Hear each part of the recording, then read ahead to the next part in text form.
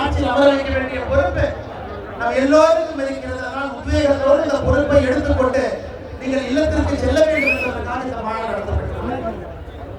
நம்முடைய முதலமைச்சர் ஐயா மு.க. ஸ்டாலின் அவருக்கு எதை பார்த்தாலும் பயம். ஆர்டிகல் 370 பயம், புதிய கல்விக் கொள்கை பயம், டிஎம்சி பள்ளிக்கூடம் பயம், எதை பார்த்தாலும் பயந்து கொண்டிருக்கக்கூடிய முதலமைச்சராக ஸ்டாலின் அவர்கள்.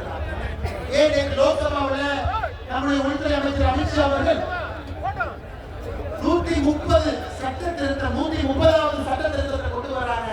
ஊழல் செய்திருக்கக்கூடிய அமைச்சர்கள் முதலமைச்சர்கள் சிறைக்கு செல்லும் பொழுது 31வது நாள் பதவி இருந்தார். அதற்கும் பயம். எதை பார்த்தும் பயந்து பயந்து இருக்கக்கூடிய முதலமைச்சரை நிரந்தரமாக பயம் இல்லாம வீட்டுக்கு அனுப்ப வேண்டிய பொறுப்பு நமக்கு இருக்கு.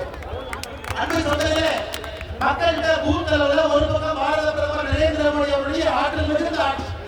நீங்க யோசிச்சு பாருங்க, தமிழர்களுக்கு எவ்வளவு பெருமை, தொடர்ச்சியாக தமிழ் மக்களுக்கு எவ்வளவு பெருமை கைப்பற்றப்படுகிறது. பாராளுமன்றத்தில் செங்கோல் ஆரம்பித்து தொடர்ச்சியாக திருக்குறளை உலகம் முழுவதும் எடுத்துச் செல்வதிலிருந்து கடைசியாக